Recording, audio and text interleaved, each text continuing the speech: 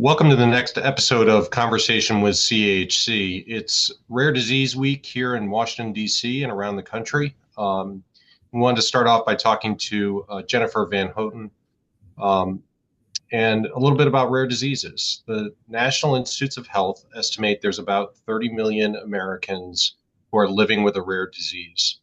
And I think the first thing to note, it's really tough to find treatments and cures due to the complex biology of the diseases, the small patient pool for conducting clinical trials, and other factors. And because of this, treatments are both under-researched and under-diagnosed. And patients, therefore, are under-treated, and many of them lack hope that they will get a cure, be able to live a fairly normal life. And Congress has recognized the challenges here. In 1983, Congress introduced the Orphan Drug Act to incentivize drug development for rare diseases.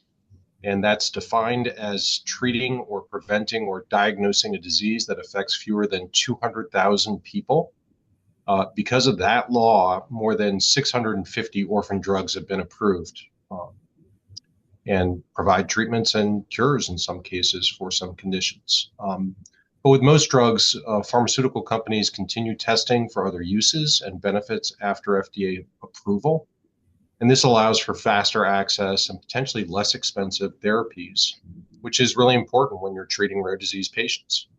But unfortunately, I think in 2022, the passage of the Inflation Reduction Act stopped a lot of that research into secondary uses because it opens up orphan drugs to government price setting, which is a real blow to the rare disease community. And that's, among other things, what we want to talk to Jennifer today about. We're joined by Jennifer. She and her husband, Tracy, launched Noah's Hope after their son Noah was diagnosed with Batten disease, and just before his sister, Laine, was diagnosed. And so living with those two experiences provided Jennifer with a lot of insight and a lot of pain and a lot of thoughts that we hope she'll share with us today. So thank you for sharing with us today your experience as a parent who lost Noah ultimately to this disease. And maybe you can help us understand a little bit what is Batten disease and what was your experience working with the healthcare system? Sure. Thanks, Joel, for inviting me today. Batten disease is a autosomal recessive or genetic disease that Tracy, my husband, and I each carried the same mutated gene, the CLN2 gene of Batten disease. And when you have two people come together who each carry the same mutation, then you have a 25% chance per child to pass along the disease. And so our oldest son, Noah, who was born in 2004, started showing signs around 3 with tripping and actually losing a little bit of language in his sentences. And then he started seizures about 3.5, and everything just seemed to snowball from there. Noah was 20 months old. We actually had a set of fraternal twins, Laine, that you mentioned, and our daughter Emily. And Laine was our child who had Batten disease. She just had that luck of 25%, and Emily was lucky not to end up with the disease. And so today Emily is 19 years old and in college and thriving. But the disease took a toll on our family. And over time, Noah and Laine both lost their ability to walk, talk, eat, and eventually they became bedridden. They ended up blind. And the disease took each one of them at about 12 years of age. Noah in 2016 and Laine just 2 years later, almost to the day, in 2018. That is tough for anyone to deal with. So ultimately, the disease is it attack the central nervous system, or they don't know yet? Where are things standing with kind of diagnosing this and figuring out the active thing to go after in terms of a therapy. Right. So in 2008, 2009, when Noah was experiencing symptoms, we actually had to do a 2 week stay at Duke University, and he went through $35,000 worth of testing, blood work, spinal taps, different imaging to diagnose him. And he ended up having a skin puncture as well. And so the blood work showed lack of TPP1 enzyme level. The skin punch showed that there was waste material buildup in his skin cells. And so with those two tests, they were able to determine that Noah had Batten disease. Since then, since 2009, the diagnostics have improved a little. I don't know if they're great, but today, children who have an unprovoked seizure, doctors can actually do a quick blood test, and it's called behind the seizure. And this test has been diagnosing kids earlier in the disease because in 2017, there was an enzyme replacement therapy approved for CLN2 Batten disease. And so now kids are able to go on treatment earlier and be able to have a little bit better outcome with the disease. And a couple of things there kind of intersect with policy. So is that test kind of on the federal list that then states use to kind of add to their newborn screening, or is it not for, appropriate for that? Like, talk a little bit about how that can get incorporated so that maybe people can get better diagnosed and therefore get on therapy quicker. Right. So we've actually had some struggles with getting CLN2 Batten disease on the newborn screening federal list, because when the drug was approved in 2017, based on the clinical studies that were performed by the pharmaceutical company, the drug was indicated for, the cohort that they tested with the drug was 4 years and older. So when the drug was approved, it was indicated for 4 years and up. And that was not amenable to putting on the newborn screening list, because you don't want to diagnose a newborn baby with a disease and say, sorry, you can't get this drug until they're 4 years old. And so in the last year, the pharmaceutical company actually worked to lower the eligibility of the drug. And so now it is at, I believe it's at 4 months old. So we do have a window, we do have an opportunity now to be able to push to have newborn screening for CLN2 Batten disease, because this enzyme replacement therapy is available for newborns at this moment. And that therapy, is it a traditional kind of therapy, a pill that someone takes? No, it's so enzyme replacement therapy is a synthetic or recombinant enzyme that's lacking because of this gene mutation. And so the children have a neurosurgery to put a shunt into the brain. And then every 2 weeks, the children have to go in clinic. This cannot be done at home. They go in clinic and they have the doctor accesses their port, and they have a 4-hour infusion of the enzyme replacement therapy. So it's not real accessible to families to be able to administer at home, unfortunately. And I imagine that company that developed this enzyme replacement therapy probably took a long time to develop this. This was complicated science that they had to kind of work through. And was it also the result of they found something first and then they did more research and then they developed another product? Was that kind of the progress of this replacement therapy?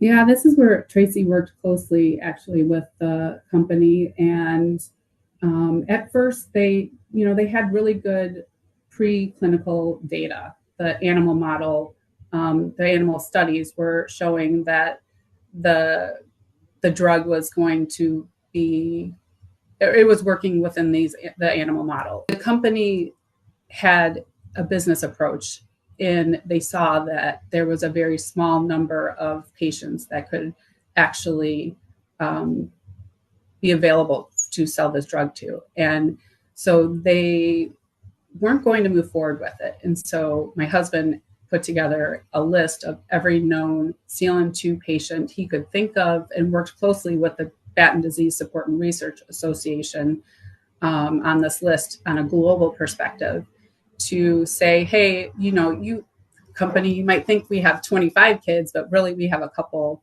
we have about 2,000 or 3,000 kids globally. And so that opened up the door for them to continue the drug development process for enzyme replacement therapy. Unfortunately, Noah and Laine had progressed too far in their disease, and by the time the clinical trial was started, we had a couple challenges with the FDA. The FDA was not satisfied with some of or they were looking for more safety data. And so the company ended up taking this clinical trial overseas and started the trial in Germany, and then Italy and UK. And eventually they were able to bring it to the United States. But Noah and Laine had progressed too far and did not qualify for the trial. And as we think about, kind of public policy, obviously the FDA sounds like they changed the endpoint, or, what they were looking for kind of halfway through.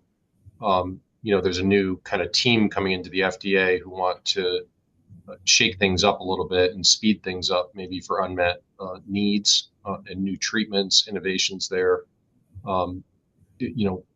What needs to happen? Have you thought about what needs to happen at the FDA to maybe help the next generation or the other disease that might be going through some barriers with the FDA? I think the biggest hang up for that particular study for CLN2 enzyme replacement therapy was that the FDA was requiring juvenile animal model data and for safety. And I feel like over the last year or two, they've been more open, bringing the age cohort down so that some of these therapies can be considered, because a lot of the challenges is that a lot of these rare diseases are starting in childhood. They probably start as a baby or a toddler, and to have a requirement that we have to test in adults or teenagers is a challenge, because these children with these diseases never make it to their teenage years. So it's been an incredible roadblock, but I do feel like there are conversations that are more open now, and probably some channels are open to allowing for a younger cohort to be tested. And maybe, right now the pediatric review voucher program has kind of not been reauthorized, maybe reauthorizing that to get some more incentives to do some of those studies. Absolutely. Yeah, in 2017, when the enzyme replacement therapy was approved, the company was assigned a priority review voucher, and they were able to sell this priority review voucher for, I believe it was $125 million. And so that money then went back into the research and development at the company to help, further understand not only the enzyme replacement therapy that was for CLN2 Batten disease, but for other research and development on other diseases as well. So reauthorizing that is really important, Yes. because that gets some more private sector dollars in to conduct the studies. And that bill didn't make it over the finish line in December. We're hopeful it'll happen in March, and really critical. But the interesting thing here is that we've got kind of a whipsaw at the policy level with Congress, because they're saying we want to incentivize pediatric review and resources available for pediatric studies. And at the same time, with the Inflation Reduction Act, we're basically saying if you do additional research on a product, the price control clock that will start ticking on your product starts way back when the first indication was approved. So the company has less of an incentive to do that research. So we're kind of operating at cross purposes here, right? This environment isn't good for innovation and being able to bring meaningful therapies into the rare disease population. Going forward, what would you really like to see in terms of improving either diagnosis or treatment for Batten disease and rare disease generally? Right. So, obviously with Batten disease being a neurodegenerative disease, meaning that as time goes on, these kids get worse. To be able to diagnose the disease earlier would be and has been one of our missions with Noah's Hope. So helping physicians be able to identify earlier symptoms and make sure that they don't have what is called like the wait and see method, where a family comes in and brings up a couple, my son's tripping or my daughter's tripping or losing these words, refers them to a geneticist or a pediatric neurologist right away so that they can be identified and diagnosed and go on treatment earlier. That is for a case with a symptomatic diagnosis. For my biggest wish is actually that newborn screening were to become available for CLN2 Batten disease, because we need to, if we can capture these babies as their infants and treat them as infants, then there are cases in Europe that siblings have started enzyme replacement therapy on, at 6 or 9 months old. And the quality of life compared to the natural history is vastly different with the earlier treatment. And from my perspective, what gets me out of bed every morning is trying to make healthcare more affordable. And so some people might say, like, well, Joel, what the heck do you care about this stuff for? It sounds like you're just adding new expensive therapies into the system.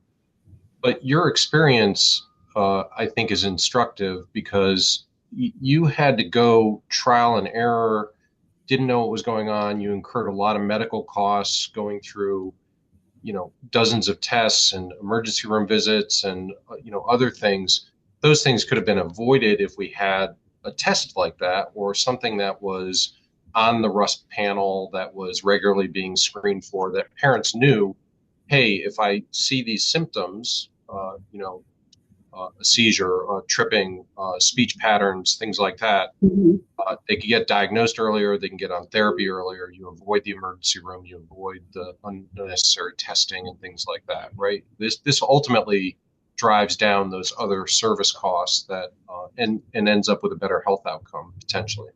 Right. The burden of care for treating a child with Batten disease is, I don't know the number off the top of my head, but it's more expensive than what these what the ERT costs, what potential gene therapies for CLN2 Batten disease would cost, and the quality of life that it not only provides the child, but it provides the whole family unit. I mentioned, Emily being a sibling, Laine's twin, actually. The effect on these siblings when they grow up with these diseases is impactful to the entire family. And that obviously makes the process less frustrating for a parent like you, but could result in a very different health outcome for the patient, right? And at the same time, lowering costs across the system, hospitals, payers, your out-of-pocket costs, everything else.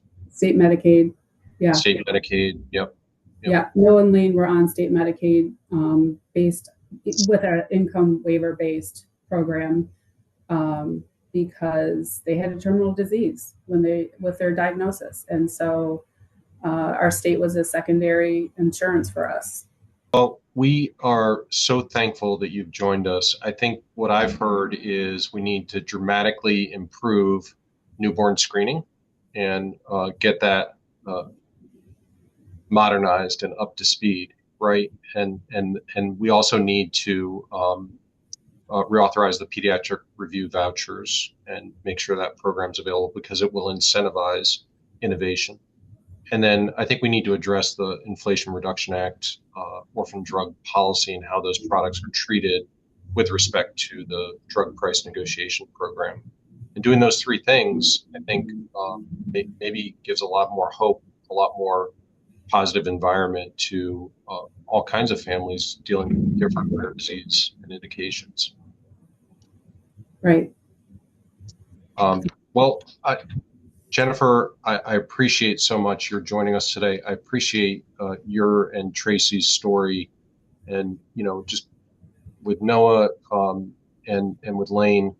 I hope you continue to tell this story because it's sad, but there are so many things that we can do about it. And the science and the medicine is exciting, but we need the public policy to be able to put that on rocket fuel so that more families have good stories to tell.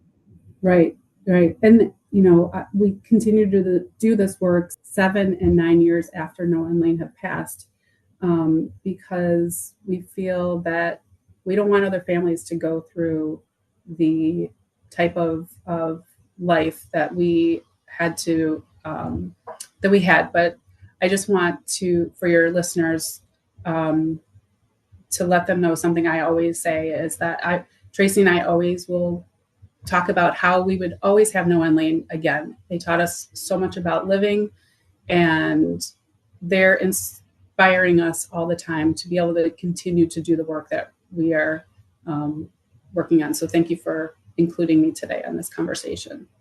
Absolutely. And for our listeners, where can they go to find more resources, either about Batten disease or rare diseases generally? Well, we have a website, noahshope.com. There's also the Batten Disease Support and Research Foundation, bdsra.org. And of course, National Organization of Rare Disorders and Global Genes are also two rare disease organizations that we continually support. And I'll throw two more on the pile here. Every Life Foundation for Rare Diseases is good on public policy issues. And if you want to find out more about the Inflation Reduction Act, you can go to our website at CAHC.net, N-E-T.